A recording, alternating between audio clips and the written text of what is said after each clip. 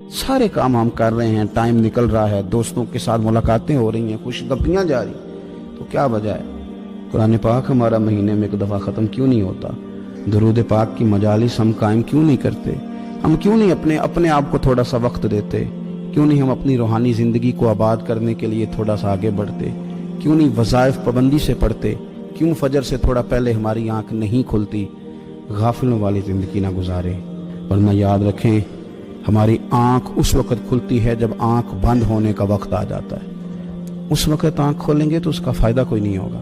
اب وقت ہے، اب وقت ہے، اپنے آپ کو ذہنی طور پر تیار کریں، اپنے دل سے روز کلام کریں۔ ایک لمحہ جو زندگی میں غفلت میں گزرتا ہے نا، غفلت میں بڑا خوفناک ہو جاتا ہے۔ یہ بھی یاد رکھنا، لمحے غافل ہوتے ہیں پر صدیوں کو سزا بھگتنی پڑتی۔